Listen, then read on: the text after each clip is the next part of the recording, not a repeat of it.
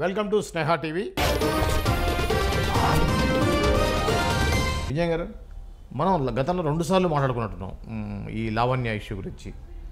తర్వాత తాజాగా జరిగేటువంటి పరిణామాలు ఏంటి, అసలు ఆ కథ ఎలా ముందుకెళ్తుంది? చండాలంగా రోజు రోజుకు నీచంగా అయిపోతుందంటే ఆ భూతు పురాణాలు బయటికి విడుదల చేయడం, ఆ వాయిస్లని వినలేక జనాలు చావడం. అవును, అసలు ఏం చెప్పాలనుకుంటున్నారో తెలియట్లా. ఇప్పుడు లాస్ట్కి ఏమనిందో తెలుసా? నేను వదిలేయాలనుకుంటున్నాను, సరే నేను వదిలేసే రాస్తానండి. నేను అంత ఇదిగా ఆయన మీద పడుతుంటే నన్ను చీ పోపు అన్నా కూడా ఎందుకంటే నేను పిచ్చిదన్నా, నేను ఇప్పుడు కాదు ఎప్పుడో చీ పో అన్నాడు. అవును కదా, ఇప్పుడు ఇంత రచ్చ చేసి నేను వదిలేస్తున్నానని చెప్పాల్సిన అవసరంలా. నెక్స్ట్ నిన్న లైవ్లో శేఖర్ భాష అనే అబ్బాయి ఏదో మాట్లాడుతూ ఉంటే ఈమె దాన్ని ఎదుర్కోవాలి. డిబేట్ అంటే అలా జరగాలి. నువ్వు కూర్చుంది డిబేట్లో. అవును, నీకు పడనోడే వస్తాడు డిబేట్ అంటే, అంతే కదా, నిన్ను అపోజ్ చేసేవాడే వస్తాడు. అందుకే వాళ్ళు కూడా అలా కూర్చొని ఏది మంచి ఏది చెడో తేలుస్తారు. అవును, కోర్టు లాగానే ఒక డిబేట్ సింపుల్ గా చెప్పాలంటే. సో నువ్వు కోర్టులో ఆ బోన్లో ఉన్నాయని చెప్పు తీసుకొని ఇసురు కొడతావా జడ్జి ముందు?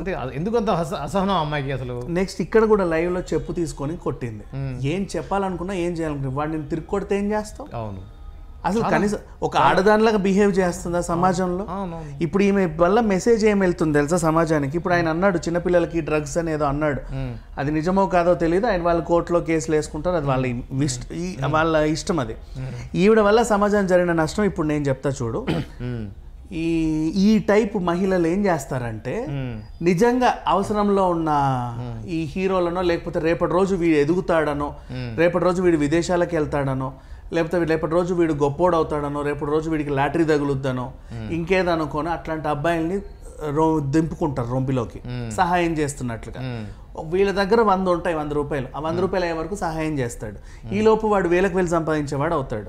ఆయన మీద బతుకుతా ఉంటారు.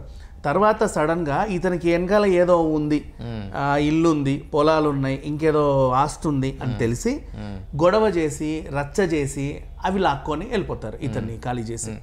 ఇప్పుడు ఒక సలహా ఇచ్చినట్టేగా. అంతే కాదు. ఒకటి విజ్ఞాన్, ఇప్పుడు ఈ లావణ్య అనే అమ్మాయి విత్డ్రా అవుతుంది. వితౌట్ ఎనీ కండిషన్స్, ఏమి డిమాండ్ చేయకుండా అవుతుందా? ఏమి ఇవ్వకుండా అవుతుందా? అది ఎందుకు చెప్పట్లేదు ఓపెన్గా? ఆమె ఏమి అవసరం లేదు, నాకు రూపాయి అవసరం లేదు, రూపాయి తీసుకోవట్లేదు, ఆయన నన్ను వద్దనుకుంటాడు, నేను కూడా వద్దనుకుంటా అని చెప్తుందా? ఎప్పుడో సరిపోయేది ఇది. అండ్ నిన్న రాజ్యలక్ష్మి అండ్ బసవరాజు గారు వీళ్ళ పేరెంట్స్ కాకతీయ హిల్స్ లో ఉంటారు, మాదాపూర్ దగ్గర. ఓకే, ఇంటికి వెళ్ళి రచ్చ చేసింది. ఇంటికెళ్ళి ఎవరి పేరెంట్స్? రాజధాని వాళ్ళ పేరెంట్స్ ఇంట్లో ఉంటే ఈ పిల్ల వెళ్ళి రచ్చ చేసింది ఇంటి ముందు. వాళ్ళ పరువంతా తీయాలి అంటే ఈమెకు ఉన్నది ఏంటంటే సమాజంలో వీళ్ళని బ్యాడ్ చేయాలి, రాస్తారుని కూడా బ్యాడ్ చేయాలి. ఆ సిచ్యువేషన్ కూడా కరెక్ట్గా ఎప్పుడు ఎంచుకుంది? ఆ పిల్లోడివి 2 సినిమాలు వరుస పెట్టి రిలీజ్ కి సిద్ధమయ్యే టైం ని ఎంచుకుంది. మొన్న పురుషోత్తముడు, ఇప్పుడేమో తిరగబడ్ర స్వామి. సో వాళ్ళు బయటికి వచ్చి అది మన యూనిట్ కాబట్టి, ఫ్రెండ్లీ యూనిట్ కాబట్టి చెప్పుకున్నారు ఇది జరిగింది అది జరిగింది అని. ఆ సిచ్యువేషన్ కోసం లావణ్య బెంబర్లాడింది. అండ్ ఇకపోతే ఈమె గురించి ఆమె పెట్టింది ఫుల్ స్టాప్. ఆమె పెట్టుతుందో లేక నెక్స్ట్ మళ్ళీ సాగదీస్తో తెలియదు, కానీ ఇలాంటి ఆడవాళ్ళ గురించి మాట్లాడుకోవడానికి మనకు కూడా సిగ్గుచేటు చెప్పాలంటే. మన ఇద్దరం కూర్చొని మాట్లాడడం కూడా మనకే పరువు తక్కువ, అసహ్యంగా వేస్తుంది. ఒక స్టూడియోకి వచ్చి ఎవరినో చెప్పుతో కొడితే మహిళని, ఆమె గురించి ఇంకో స్టూడియోలో మనం మాట్లాడుకుంటున్నామండి. స్టూడియో పరువు తీసింది. స్టూడియోకి ఒక గౌరవం ఉంటుంది. మనం చెప్పులు కూడా వేసుకోకుండా వచ్చి కూర్చుంటాం. ఇళ్ళకి వెళ్ళి గొడవలు చేయడం, మొగాళ్ళ మీద పడి రక్కడం ఏంటిది? మళ్ళీ గట్టి కడితే నేను ఎంతమంది తిరిగా మస్తాన్ సాయితోనే కదా తిరిగింది. సిగ్గు లేదు చెప్పుకోవడానికి కొంచెమన్నా? ఏ ఆడదన్నా చెప్పుద్దా అట్లా ఎవరైనా? అండ్ నీకున్న ఆడియో లీకులని బయటకు వచ్చాయి కదా, ఆ మాటలన్నీ విన్న తర్వాత ఏ ఆడదన్న అలా మాట్లాడుద్దా? ఆ లాంగ్వేజ్ అవన్నీ కూడా ఎవరన్నా ఒక్కడ చూడండి, ఇంట్లో చూపించండి. ధైర్యం అర్థం కావట్లేదు విజ్ఞాన్. ఇంత విచ్చలవిడిగా మాట్లాడినటువంటి ఆడియో బయటకు వచ్చిన తర్వాత కూడా ఈ విధంగా ఆమె మాటలన్నిటి కూడా జనాలందరూ కూడా దాని మీద అనలైజ్ చేసి ఈ అమ్మాయి పరిస్థితి ఇలా ఉందని అన్న తర్వాత కూడా ఇంకా తను ఏదో చెప్పుకోవాలి. నేను అదే చెప్తున్నా, ఈ పిల్లకి ఇంకా ఏమీ లేదు, మెంటల్ డిజార్డర్ ట్రీట్మెంట్ ఇవ్వండి, సెట్ అవుతుంది. ఆ పిల్లకి పిచ్చిదని తెలిసి కూడా మీరు ఆమె సమస్య అని కొట్లాడుతూ స్టూడియోలకు పిలుచుకుంటున్నారు. మెంటల్ డిజార్డర్ టెస్ట్ చేసి చూపించండి, ఎట్లా ఉంటుందో చూడండి. డ్రగ్స్ తీసుకుందా లేక ఇంకేం తీసుకుందా, ఏం తీసుకుందా, మొత్తం చెడింది కాదు కూడా. గతంలో వాళ్ళ అత్త వరుస అమ్మాయితోటి మనం మాట్లాడాము, అది చూసిన తర్వాత మనతో మాట్లాడతా అని చెప్పేసి నీతో నాతో మాట్లాడతాను ఆమె అడిగింది కదా, అసలు ఏంటో ఏం జరిగింది? అసలు 32 పళ్ళు రాలగొడతా నేనైతే, నా దగ్గరకు వచ్చి చెప్పు గిప్పు అని కథలు పడిందంటే ఆడదని కూడా చూడు, సీరియస్లీ చెప్తున్నా. ఎందుకంటే పిచ్చోళ్ళు మీద పడితే తరిమేస్తాము లేదా హాస్పిటల్లో చేస్తాం, అయినా సరే జాలి చూపిస్తాం. అయ్యో పాపం వాళ్ళు మెంటల్ డిజార్డర్తో బాధపడుతున్నారు, ఏది పడుతుంది. ఇప్పుడు మన ఇంట్లో ఒక మెంటల్ డిజార్డర్ తమ్ముడు ఉన్నాడు అనుకోండి, వాడు వచ్చి నిన్ను చెయ్యి కొరికేస్తాడు, కోపపడి కొట్టలేం మనం. అవును, పాపం అనే డిజార్డర్ అని చెప్పేసి ఊరుకోవాలి. ఇప్పుడు ఈమె కూడా లైవ్ లో చెప్పుతో కొట్టింది, శేఖర్ భాష తిరిగి కొట్టొచ్చు, జుట్టు పట్టి ఇడిసి తన్నొచ్చు, కానీ ఏం అనలా. పాపం మెంటల్ డిజార్డర్ తో ఉంది కదా, నా మీద పడి రక్కింది అనుకున్నాడు. అయ్యో పాపం, అంతే, జాలి చూపించాలి. మనమైతే నేను దగ్గర రానివ్వను, మీరు దగ్గర రానివ్వకండి, అవసరం లేదు ఇలాంటి వాళ్ళతో మాట్లాడాలంటే. అసహ్యంగా ఉంది, బికాస్ నీకు సమాధానం లేకపోతే ఇష్యూ క్రియేట్ చేస్తావా? వాళ్ళ ఇంటికి వెళ్ళావు, వాళ్ళ ఇంటి మీద పడి గోడల మీద పడి రక్కేసావు, ఏం చేసావు, ఏం సాధించావు? వాళ్ళు వచ్చి పోలీస్ స్టేషన్ లో కేసు పెట్టారు, పిల్ల మా ఇంటికి వచ్చి న్యూసెన్స్ చేసిందని. కరెక్ట్, న్యూసెన్స్ చేసింది కాబట్టి కేసు పెట్టారు. నిన్న అదే జరిగింది. లోపల ఎందుకు వేయట్లేదు? అసలు ఎవరింటికైనా సరే ఒకళ్ళ ఇంటికి ఒకళ్ళు వితౌట్ పర్మిషన్ పోకూడదు, అసలు చట్టం చెబుతుంది. And at the same time without permission మీతో మాట్లాడే హక్కు కూడా నాకు లేదండి. అవును, మిమ్మల్ని పిలిచి ఏమండి అని అడిగితే యా ప్లీజ్ చెప్పండి అని మీరు అంటే నేను మీతో మాట్లాడాలి. అవును, అసలు ఆ హక్కు కూడా ఎవరికి లేదు, నైతిక హక్కు. మిమ్మల్ని గాయపరచడమో, మీతో లేకపోతే మిమ్మల్ని తిట్టడమో, మిమ్మల్ని అసహించుకోవడమో, ఇబ్బంది ఎవరికి లేదా హక్కు. ఆమె బతికే హక్కు ఆమెకు ఉంది. ఇప్పుడేమో అంతా చేసి నాకు అవసరం లేదు, నాకు ఆయన వద్దు. ఎప్పుడో చెప్పారమ్మా నువ్వు వద్దు అని, ఇప్పుడు చెప్పాలి ఆయన. నేను ఇంత వెంబర్లాడుతున్నా నన్ను అసహించుకుంటున్నాడు అంటే ఛీ, నేను ఎందుకు ఆయన వెనకాల పడాలి? ఎప్పుడో జరిగింది ఇదంతా. నువ్వు మీ 3 ఏళ్ల తర్వాత నుంచే నేను చీ పో అనుకున్నాడు. అయినా సరే జాలిపడి, పాపం ఎక్కడికి వెళ్ళొద్దో, గతంలో నాకు పెట్టింది, ఎంత కాదనుకున్నా నాకు పెట్టించేని మనం చీతు అనకూడదు. ఒక్కసారి అన్నం పెడితేనే విశ్వాసం జీవితకాలం ఉంటుంది చాలా మందికి. మీ ఇంటికి వచ్చి నేను చేయగలిగానంటే నాకు ఎప్పటికో మీ మీద ఒక విశ్వాసం అనేది ఉంటుంది.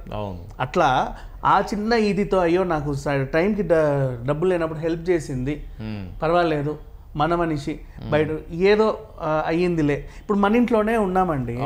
ఇప్పుడు ఫర్ ఎగ్జాంపుల్ మొన్న కూడా రషీద్ గురించి మాట్లాడుకున్నాం కదా, వాళ్ళు బయట తిరిగే కిరాయి రౌడీలే, అయినా సరే ఇంటికి వస్తే తినరా అక్కడ అంటామే తప్ప బయటికి పోని తల్లిదండ్రులు అన్నా కూడా ఒక లోపల ఒకటి ఉంటది, ఇంత నా కొడుకు ఎందుకు ఇట్లా తయారైండో ఏమో, ఫ్రెండ్స్కి చెప్పుకుంటారు.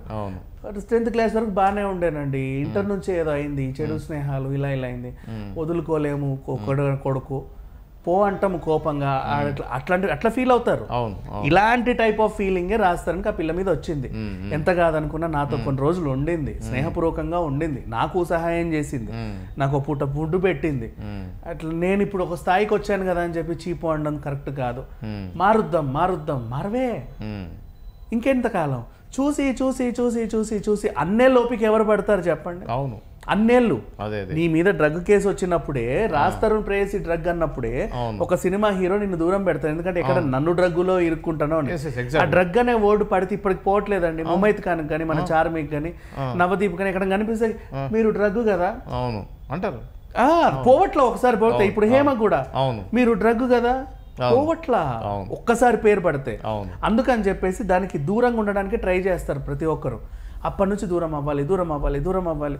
అరే అయినా సరే 11 ఏళ్ళు ఉన్నాడే నీతో. మరి ఇప్పుడు వచ్చి ఇప్పుడు నువ్వు చేసే ఈ టార్చర్ అంతా బయట జనాలు చూస్తున్నారు కదా ఇంతమంది, అప్పుడు ఒక్కడే పాపం ఎంత భరించుంటాడు? ఒకసారి అట్లా ఆలోచించండి, ఎంత భరించుంటొచ్చు. అది జరిగింది. ఏ లైన్లో ఎవరికి సంబంధం లేని హర్యానాతో లింక్ పెట్టావు, ఆ పిల్ల ఫ్రెండ్షిప్ తో పాటు ఆయనతో తిరిగింది అన్నావు, డబ్బుల కోసం తిరిగావని చెప్పి ఆమెనని మళ్ళీ ఆమె నిన్ననిందని చెప్పేసి ఆమె మీద ఏదో అన్నావు. మంచిది కాబట్టి సైలెంట్గా ఉండి, లేకపోతే ఆమె ఎప్పుడో వచ్చి నిన్ను చెప్పుతో కొట్టేది. సీరియస్లీ ఇప్పుడు కేసు ఉండేది కదా, ఆడపిల్లలు కదా చెప్పులతో కొట్టుకునేది. హర్యానాకి హక్కు ఉంది, వచ్చి కొడుతుంది, ఎందుకంటే లీగల్ గా కూడా ఇది ఆడవాళ్ళు కూడా. ఒక మొగాడు ఒక ఆడదాని మీద చేస్తే దాన్ని పెద్ద ఇష్యూ చేస్తారు, కానీ హర్యానాకి ఏం తక్కువ, ఆమె కనుక కనీసం ఒక 100 జతల హీల్స్ ఉంటాయేమో, ప్రతి హీల్ తో తనొచ్చు, నష్టమేం లేదు. అయినా సరే సైలెంట్ గా ఉంది. ఎందుకు? పిచ్చిదానివి కాబట్టి, నీకు మెంటల్ డిజార్డర్ ఉంది కాబట్టి అయ్యో పాపం అని జాలిపడ్డారు నీ పైన. అది జరుగుతుంది. ఇప్పుడు కూడా లైవ్ లో చూడండి, ఆ క్లిప్పింగ్ మళ్ళీ చూడండి. అయ్యో పాపం ఆమెకి ఏదో మెదడులో పురుగు చెల్లింది, నా మీద ఇలా రక్కేసింది, సర్లే పోనీ ఆమె మళ్ళీ కూర్చున్నాడు ఆయన. అవును. Sneha TV, please like, share and subscribe Sneha TV.